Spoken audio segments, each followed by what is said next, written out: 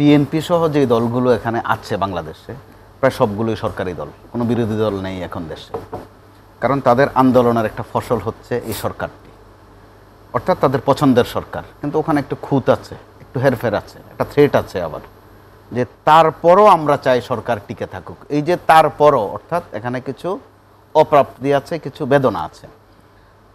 BNP প্রধান দল, তাদের ক্ষমতায় আসবে এই প্রত্যাশা তাদের একেবারেই স্বাভাবিক। কিন্তু এটার যখন পথে পথে পথে পদে পদে তারা বাধা দেখছে এবং বড় বড় বাধা দেখছে, তখন তাদের মধ্যে এই ধরনের প্রতিক্রিয়া হওয়াটা স্বাভাবিক। বিএনপির ভারপ্রাপ্ত চেয়ারম্যান যেটা বলেছেন যে তারপরও তিনি চান এই সরকারের সাফল্য, এক ধরনের সতর্কতা। কিছুদিন আগে আপনি দেখেছেন আমাদের সেনা প্রধানও কিন্তু সবাইকে সতর্ক করেছেন এবং সাথে আবার এক লাইন যোগ করেছেন যে পরে যেন ওনাকে কেউ দোষারোপ না করে। তো সারাংশ কিন্তু কাছাকাছি। কিন্তু রাজনীতির মাঠের বাস্তবতাটা কি? 8 মাস আগে বিএনপির সাথে জামাতের যে বন্ধুত্ব ছিল ওইটা ওই পর্যায়ে নেই। এই ছাত্রদের সাথে যেই একটা স্নেহের সম্পর্ক ছিল এটা এখন নেই, একদম স্পষ্ট সেটা এখন নেই। এই ছাত্রদের এরই মধ্যে সংগঠন হয়েছে, আবার তাদের উপর ভর করে এরই মধ্যে যেটা আমরা দেখছি প্রতিনিয়ত আমাদের তথ্য দিতে হয় যে ওই যে 16 ডিভিশনের মতো 71-এর 16 ডিসেম্বরের যারা মুক্তিযোদ্ধা হয়েছে এদের নাম হচ্ছে 16 ডিভিশন। যেহেতু বাংলাদেশে 11টা ছিল সেক্টর, আর একটা হচ্ছে 16 তারিখের পরে, ওরাও মুক্তিযোদ্ধা, এটার নাম 16 ডিভিশন। তো বাংলাদেশেও কিন্তু ওই 5 আগস্টের পরে আরও নানান ডিভিশন গজিয়ে গেছে। তারাও কিন্তু মূল ডিভিশন ওরাই 5 আগস্টের পরের গুলো ভাবে সাথে মাঝে মধ্যে ভাবের সাথে একটা ভঙ্গিও আছে তাদের। তারা একটা নতুন উপাদান যোগ করেছে যেটা আবার পুরোনো রোগের মতো। আওয়ামী লীগের আমলে এই রোগটা হয়েছে, আপনাকে পছন্দ হয় না, ট্যাগ দিয়ে দেওয়া হবে, সামনে কয়েকটা ধর্মীয় বই থাকবে, 2-3টা মোবাইল থাকবে, আর কোরআন শরীফ থাকবে একটা, আশপাশে একটা জায়নামাজ থাকবে, আপনি একটা জঙ্গি। কি জঙ্গি আপনি? আবার আপনি আফগানিস্তানেও যুদ্ধ করেছেন, এরকম একটা রচনা তৈরি করা হবে।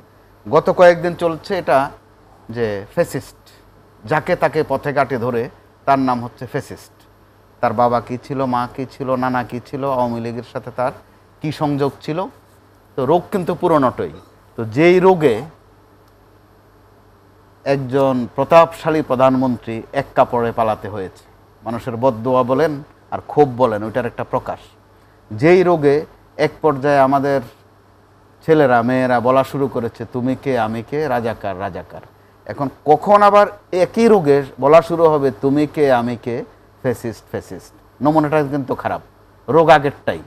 তাহলে এই ক্ষেত্রে আমরা তো একটা ট্রিটমেন্ট নির্ধারণ করতে পারতাম। বিএনপির এখানে বড় একটা দায়িত্ব আছে বড় দল হিসাবে, যেহেতু এই সরকারও তাদের।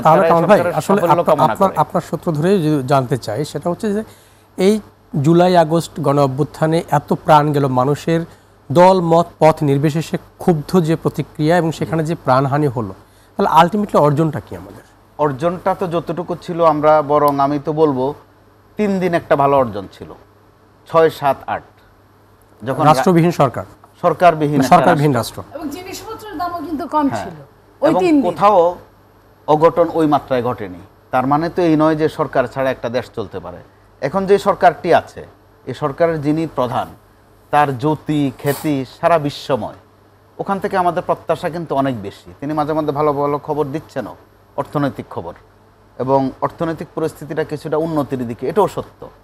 কিন্তু নির্বাচন নামে যে একটা জিনিস আছে ওইটা কিন্তু সেকেন্ডারি হয়ে যাচ্ছে। নির্বাচন বিএনপি ডিসেম্বরে চাচ্ছে, জুনে হলেও হয়তো বা তারা খুব ক্ষিপ্ত হবে না। কিন্তু নমুনা তারা যেটা দেখছে, তাদের মতো আমরাও দেখছি যে নির্বাচনের দিকে কিন্তু দেশ যাচ্ছে না, দেশ অন্য কোনো দিকে যাচ্ছে।